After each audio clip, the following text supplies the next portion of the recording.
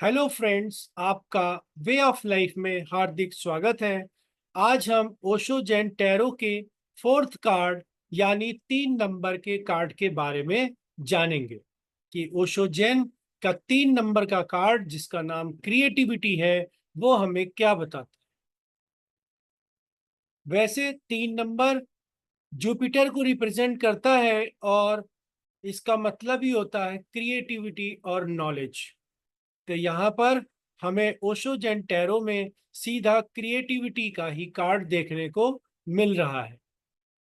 तो आइए इस कार्ड की हम सिंबोलॉजी को जान लेते हैं, उसके कलर सिस्टम को जानते हैं और ये जानते हैं कि कार्ड हमें क्या बताने की कोशिश कर रहा है।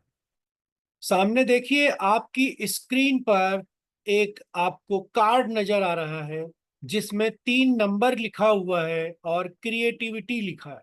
क्रिएटिविटी का मतलब होता है सृजनात्मक। हिंदी में इसका मीनिंग सृजनात्मक होता है। मतलब जो भी चीज सृजन से बनती है वो सब क्रिएटिविटी कहलाती है। सारी चीजें सृजनात्मक है। अब यहाँ पर देखिए, ब्लू कलर आपको दिख रहा है। ब्लू कलर कूलनेस को बताता है, स्पेस को बताता है। बहुत सारा आपको ग्रीन कलर भी देखने को मिल रहा है। ग्रीन कलर नेचर को दिखाता है, क्रिएटिविटी को दिखाता है, रिन्यूअल को दिखाता है। येलो कलर भी आपको बहुत देखने को मिल रहा है। येलो कलर मतलब पॉजिटिव, ट्रुथ, तो पॉजिटिविटी को दिखाता है।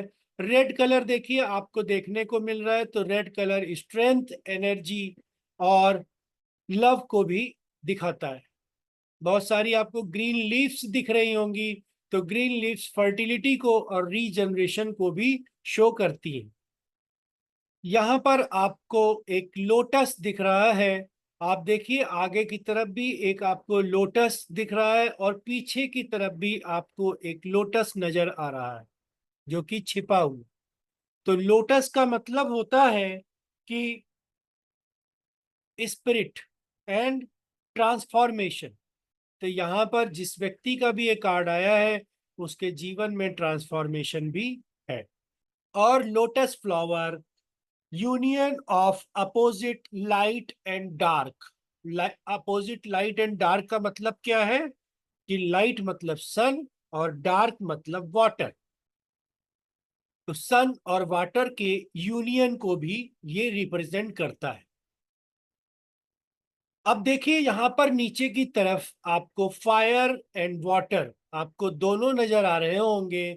और एक ऊपर की तरफ से देखिए डिवाइन लाइट आपको नजर आ रही है, जो डिवाइन लाइट सीधा वाटर और फायर में जा रही है। ये एक क्रिएटिव फोर्स को दिखाता है। अब ये कार्ड देखिए, इस कार्ड में आपको ये पेंटिंग भी लग सकती है और किसी की चित्रकारी भी हो सकती है। आपको यहाँ पर एक फीमेल दिख रही है, उसके ऊपर क्राउन है और वो बहुत ही अच्छा क्राउन पहनी है। डायमंड से भरपूर क्राउन है। मतलब ये लेडी बहुत ही स्पिरिचुअल है। और ये तो थे, मैंने आपको बताए जो कलर सिस्टम और इसका जो कार्ड की सिंबोलॉजी है वो मैंने आपसे अभी डिस्कस करी। अब आइए कार्ड के बारे में समझते हैं कि ओशो जैन क्रिएटिविटी का कार्ड हमसे क्या बताना चाह रहा है। देखिए, क्रिएटिविटी वह गुण है जो आप अपने उस कर्म में जोड़ते हो जो आप कर रहे हो। यह एक भाव भंगिमा है, एक आंतरिक दृष्टिकोण भी आप कह सकते हैं कि आप वस्तुओं को कैसे देखते हैं। सबके देखने का नजरिया, तरीका अलग होता है और आप उस व्यक्ति या उस वस्तु को किस नजर से देख रहे हैं। हर कोई पेंटर नहीं हो सकता, हर कोई सिंगर नहीं हो सकता। अगर हर कोई पेंटर हो जाएगा तो यह जगत बहुत ही बेकार हो जाएगा, भद्दा हो जाएगा। इसी तरह से अगर हर कोई व्यक्ति सिंगर हो जाएगा तो भी ये जगत अच्छा नहीं लगेगा आपको। ना ही सारे डांसर हो सकते हैं, ना ही सारे कुछ और भी हो सकते। यह जरूरी भी नहीं कि आप डांसर हो, आप पेंटर हो, आप सिंगर हो या कुछ और हो।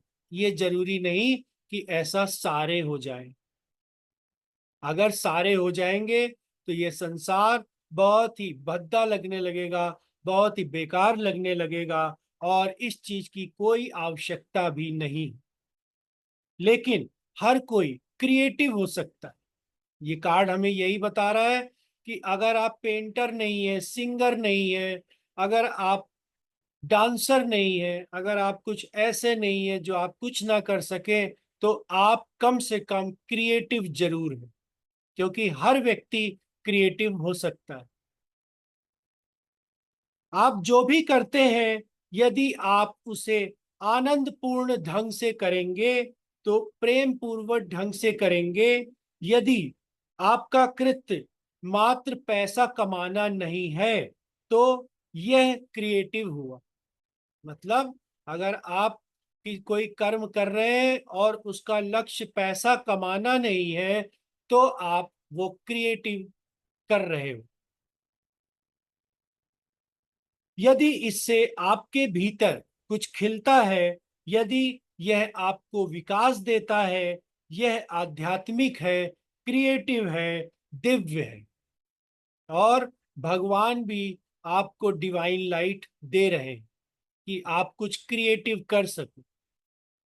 क्रिएटिविटी एक क्वालिटी है जो आपकी एक्टिविटी से बाहर आती है। जो भी आप कर रहे हैं वो सब कुछ क्रिएटिविटी ही है। आप कुछ क्रिएटिव कर रहे हैं, चाहे आप डांसिंग कर रहे हो, चाहे आप सिंगिंग कर रहे हो, या आप कोई भी काम कर रहे हो, वो क्रिएटिव ही है। संसार के सारे धर्मों ने यह बताया कि गॉड सृष्टा है, गॉड इस सृष्टि को बनाने वाले हैं। मैं नहीं जानता। ओशो जैन ये कहते हैं कि हम नहीं जानते कि बनाने वाला कौन है, सृष्टा है भगवान या नहीं है। लेकिन एक बात मैं जानता हूं, जितने अधिक क्रिएटिव आप होते हैं, उतने ही आप भगवान से पास होते जाते हैं। जब आपकी क्रिएटिविटी परम शिखर को छूती है, तब आपका संपूर्ण जीवन क्रिएटिव हो जाता है। आप परमात्मा में जीने लगते हो, आपको गॉड की याद आने लगती है, आप गॉड के पास जाना चाहते हो, तो वह अवश्य क्रिएटिव होगा, वो अवश्य इस संसार को बनाने वाला होगा। क्योंकि जो लोग क्रिएटिव होते हैं वे उसके बहुत नजदीक होते हैं। क्रिएटिव लोग भगवान से बहुत ही नजदीक होते हैं। आप जैसे जैसे क्रिएटिव होते जाओगे, वैसे वैसे भगवान के नजदीक पहुंचते जाओ। जो भी आप करते हो उससे प्रेम करो। जब आप उसे कर रहे हो तो ध्यान पूर्ण हो जाओ, मेडिटेशन की मुद्रा में आ जाओ, ऐसे लगे कि आप ध्यान कर रहे हो। कुछ भी आप क्रिएटिव चीज करते हो, ऐसे लगना चाहिए कि आप मेडिटेशन कर रहे हो, आप ध्यान कर रहे हो। और जब आप उस काम को कर रहे हैं, तो आप बिल्कुल ध्यान पूर्ण हो जाइए। और फिर वह कुछ भी हो, आपको मेडिटेशन की मुद्रा में रहना है, ध्यानपूर्ण रहना है, वह कुछ भी हो, वो कैसा भी हो, सब कुछ क्रिएटिव है। तो ये आज हमने एक क्रिएटिविटी का कार्ड आपके सामने एक्सप्लेन किया। तो ओशो जैन के कार्ड की एक्सप्लेनेशन ऐसे ही पाने के लिए आप अभी इस चैनल को सब्सक्राइब कर लीजिए और बेल आइकन बटन को जरूर प्रेस कीजिए, ताकि मेरी ओशो जैन से रिलेटेड ऐसी वीडियो आप तक आसानी से पहुंच सके। दोस्तों, मैंने ओशो जैन टैरो कार्ड का अब मीनिंग बताना शुरू कर दिया है। इससे पहले मैंने राइडर वेट टैरो डेक के सारे कार्ड्स का मतलब अच्छी तरह से समझाया है। अगर आपको कोई भी प्रॉब्लम, कोई भी दिक्कत आती है, तो आप मुझको मैसेज के थ्रू पूछ सकते हैं कि इस कार्ड में क्या चीज है। मैं आपको उसका आंसर जरूर दूं। तब तक के लिए धन्यवाद, नमस्कार।